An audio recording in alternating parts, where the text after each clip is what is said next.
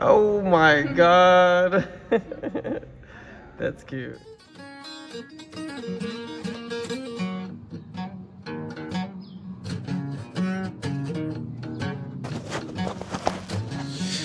All right, let's do this in one take and one take only.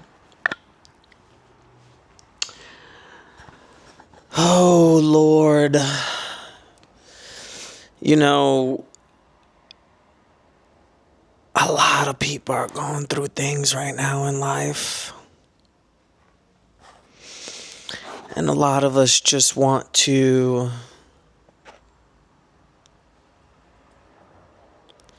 have a sense of peace.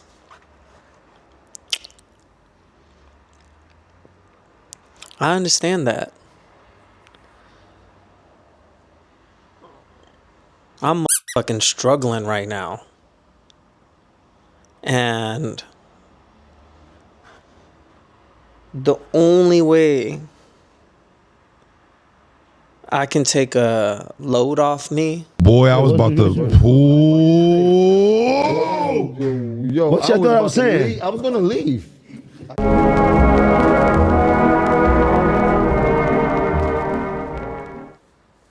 Is by jumping in that ocean every day. Or as many days as I can. And I believe the grace in this life is knowing how and when to step out of that space, but also being able to show humility to others as you have gone through the same thing that they're experiencing.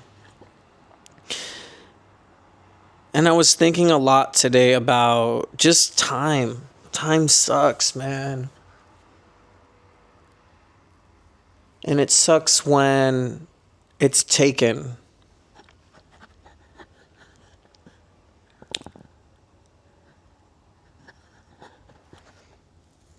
In a few weeks, I will be 35 years old. And whenever I come to one of these ages, I don't realize what age it actually is. I had that feeling when I was 29. I had that feeling when I was 32.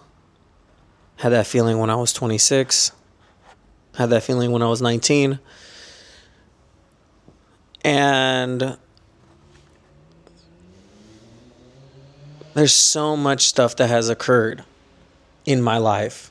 There's a lot of stuff that's occurred in other people's lives.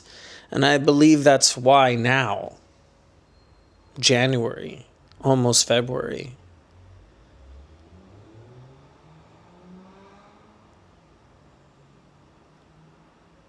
when I relearned how to walk, I have to always think that, like, why am I in pain? Because I had to relearn how to walk. I'm still learning how to hold my balance. My dog just died 3 months ago. I shouldn't be in depression. There's all these things that can keep us down. But it's finding your rut, that nice spot. Kind of like on a rainy day when you're walking and you're like, I found a nice dry spot where there's no little lakes that I have to walk through. And I sit here in my home in the dead of silence, but at the same time not silent, because Pacific Coast Highway is just sounding like a river.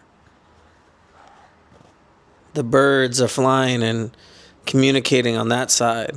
So there's always these things that get in our way of having peace. But the reality is, even if you're depressed, even if you're anxious, even if you're all these other words, sadness, grief, anger, frustration, we have a responsibility to keep going. We have a responsibility to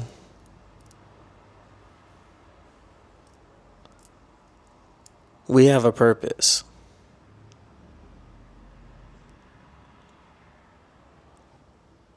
I say this only because as I was walking to yoga today,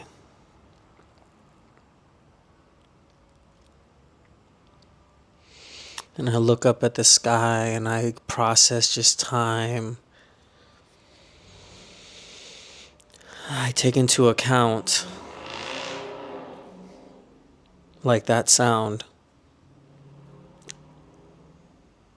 I could be gone. I could have been gone. But I'm not gone. I'm here today.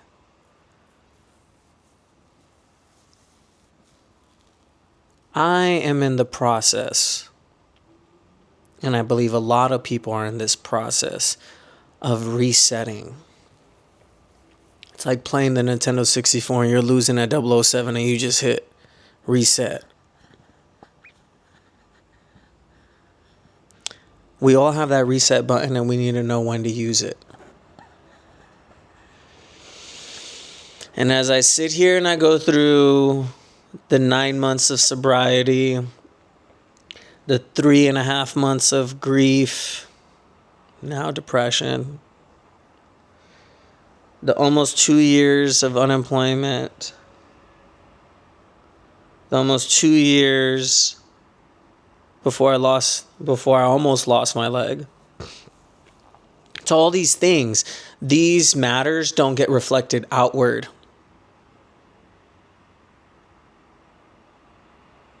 And they don't get reflected outward because I hit reset. I hit reset because I don't want to live a life that I'm seeing out here. And the life that I'm seeing out here, to me, looks like those old DirecTV controllers they gave you and they had all these different colors on it. And you're just playing with the same colors, like up and down, up and down, up and down, up and down. I don't want to do that. I don't want to be up and down. I don't want to be hot and cold. And the truth of the matter is, I found that one way. And that one way was here on this couch.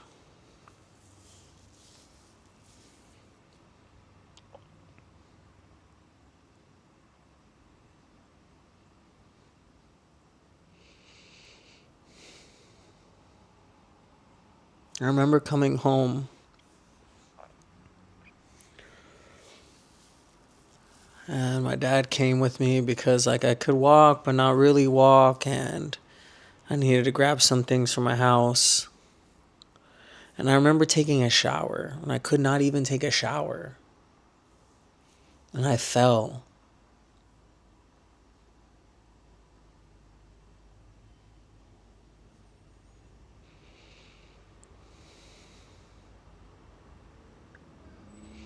And in the midst of me falling, I said, I do not want to live like this. I don't want to do this.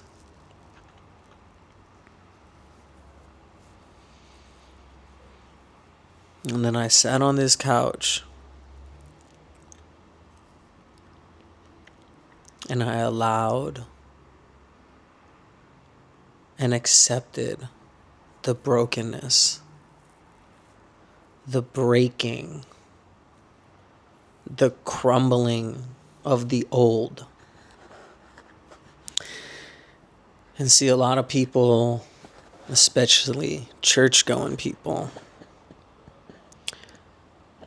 have yet to experience being broken.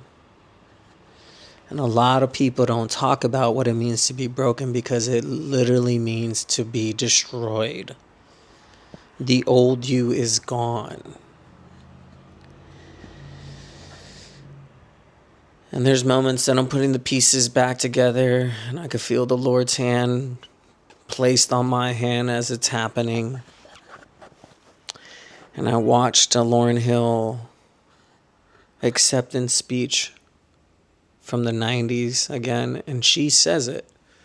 There are things the Lord has put on us, has made us, has transformed us through.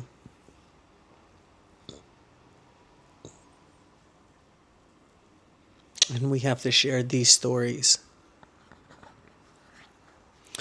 I don't know what stories I have to share right now, but I do know that in my brokenness, in my breaking, in that moment that I looked up at the sky on January 11th, 2024, and I said, wow, I get another chance. That was merely the beginning. And now as I sit here for a second chance, I think about the way that I'm going to treat others. I think about speaking truthfully, unapologetically truthful, to a fault, but at the same time curious, that allows for proper intention, discernment that comes from a result of fasting and preparation. And in the midst of me being in depression,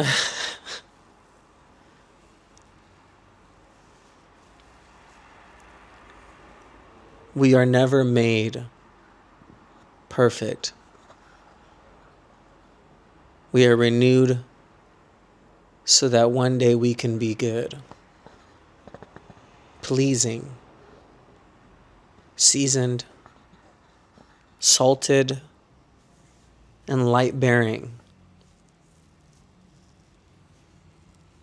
Because people will not know the truth if you don't share your story. People won't be able to hear the things that are necessary for them to hear if you don't. Take a moment to be still, stay quiet, and know it is 2026 and I'm still in COVID. I'm still in a shutdown. I'm still not being able to be outside, even though I'm outside. You know what I mean? You'll figure it out.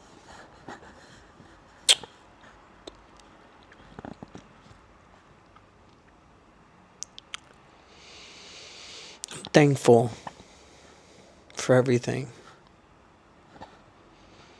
I'm thankful to have experienced this life in such a way that is uniquely itself. I'm thankful that I didn't want to be like anyone else. And I'm thankful that I stayed true to each step that I place in the sand.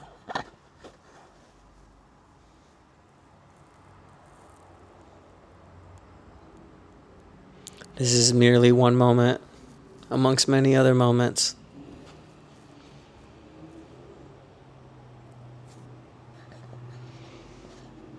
I'll see you all next time.